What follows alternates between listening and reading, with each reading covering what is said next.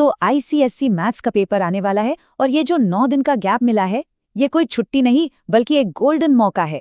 इस पूरी चर्चा में हम एक ऐसा कंप्लीट मास्टर प्लान देखेंगे जिससे 80 में से 80 स्कोर करना बिल्कुल मुमकिन हो सकता है। तो आगे बढ़ने से पहले एक नज़र डालते हैं कि हम किन किन चीज़ों पर बात करने वाले हैं। सबसे पहले देखेंगे 9 डे का गेम प्लान, फिर आएगा फेज़ 1 जिसमें बैलेंसिंग एक्ट की बात होगी, फेज़ 2 होगा हमारा फाइनल असॉल्ट, फिर समझेंगे 2 आवर सक्सेस मंत्रा, बात करेंगे कुछ स्मार्ट स्टडी एसेंशियल्स की, और आखिर में एग्जाम हॉल में होने वाली गलतियों से कैसे बचें ये भी जानेंगे। तो चलिए शुरू करते हैं हमारे 9 दिन के गेम प्लान से। देखिए, ये जो पूरा प्लान है ना, इसे हमने 2 बहुत ही ज़रूरी फेज़ में बांटा है और इसका सेंटर पॉइंट है हिंदी का एग्जाम। एक बात बिल्कुल साफ समझ लेनी है, ये कोई ब्रेक नहीं है, ये तो तैयारी का सबसे ज़रूरी विंडो है। फोकस और कंसिस्टेंसी, बस यही 2 चीज़ें चाहिए। यहाँ मोमेंटम लूज करने का ऑप्शन ही नहीं है। ठीक है, तो अब सीधे आते हैं फेज़ 1 पर। यह है बैलेंसिंग एक्ट का समय, मतलब 20 से 25 फरवरी, हिंदी एग्जाम से ठीक पहले वाला हफ्ता। यहाँ मैथ्स और हिंदी दोनों को साथ लेकर चलना होगा। ये टाइमलाइन देखिए बिल्कुल क्लियर हो जाएगा। 20 से 25 फरवरी हमारा फोकस दोनों सब्जेक्ट्स पर रहेगा, मैथ्स और हिंदी। फिर 26 को हिंदी का एग्जाम हो जाएगा और उसके बाद 27 फरवरी से 2 मार्च तक पूरा का पूरा फोकस सिर्फ और सिर्फ मैथ्स पर शिफ्ट हो जाएगा, एकदम लेजर शार्प फोकस। अब सवाल आता है कि इस फेज में रोज का टाइम कैसे बांटा जाए। तो एक रफ आइडिया ये है कि लगभग 6 घंटे मैथ्स को दिए जाएं। यहाँ फाउंडेशन मजबूत करना है, कॉन्फिडेंस बिल्ड करना है, और बाकी के मान लीजिए 3 से 5 घंटे हिंदी के लिए, उसमें राइटिंग प्रैक्टिस और रिवीजन पर पूरा ध्यान देना है। तो इस फेज 1 में हमारा टारगेट क्या है? देखिए, कोई नया या मुश्किल चैप्टर नहीं उठाना है। टारगेट है कि 5-6 ऐसे चैप्टर्स खत्म कर लिए जाएं जो पहले से आते हैं, जिनके कॉन्सेप्ट्स क्लियर हैं। सेलिना या ML अग्रवाल के सारे सॉल्व्ड एग्जाम्पल्स करने हैं और साथ ही उन चैप्टर्स के स्टैंडर्ड PYQs यानी पिछले सालों के क्वेश्चंस भी लगाने हैं। इससे प्रेशर काफी कम हो जाएगा। अब आता है फेज 2 यानी हमारा फाइनल असॉल्ट। हिंदी का एग्जाम खत्म और अब 27 फरवरी से 2 मार्च तक पूरी एनर्जी, पूरा फोकस सिर्फ मैथ्स पर। अब तैयारी को नेक्स्ट लेवल पर ले जाने का टाइम है। और इस फेज में स्ट्रैटेजी बिल्कुल बदल जाएगी। अब हम बेसिक नहीं बल्कि कॉम्पिटेंसी और हॉट्स क्वेश्चंस पर मास्टरी करेंगे। जो सबसे मुश्किल सवाल लगते हैं ना, उनसे भिड़ेंगे। कम से कम 3 पूरे सैंपल पेपर सॉल्व करने हैं, बिल्कुल एग्जाम वाली कंडीशन में, टाइमर लगाकर। और आखिर में सारे फॉर्मूले और जो मुश्किल सवाल मार्क किए थे उनका फाइनल रिवीजन। ठीक है, तो इस पूरी स्ट्रैटेजी के पीछे एक सीक्रेट सॉस है, एक मूल मंत्र, और वो है 2R सक्सेस मंत्र।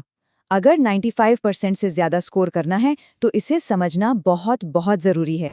तो पहला R है रिवीजन। देखो, इस टाइम पर कुछ भी नया शुरू नहीं करना है, बिल्कुल भी नहीं। जो बेस बुक है, सेलिना या ML अग्रवाल और जो PYQs किए हैं, बस उन्हीं पर टिके रहना है। जो पढ़ा है उसे बार बार दोहराना है, इतना कि वो दिमाग में छप जाए। और दूसरा R है रिप्रेजेंटेशन।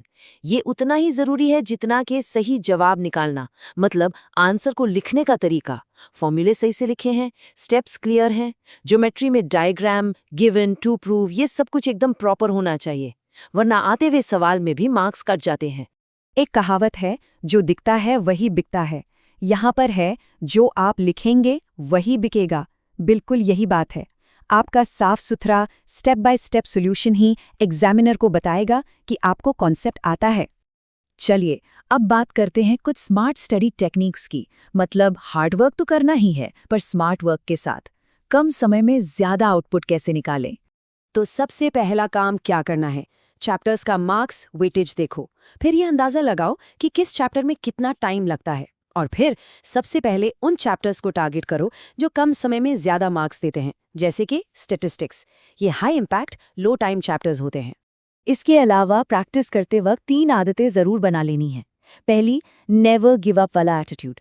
कोई सवाल नहीं बन रहा तो तुरंत सोल्यूशन मत देखो, उससे लड़ो, जूझो। दूसरी आदत, स्पीड और एक्यूरेसी। हमेशा कोशिश करो कि पहली ही बार में सही आंसर निकले।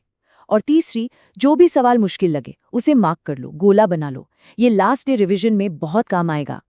और अब आते हैं सबसे जरूरी हिस्से पर।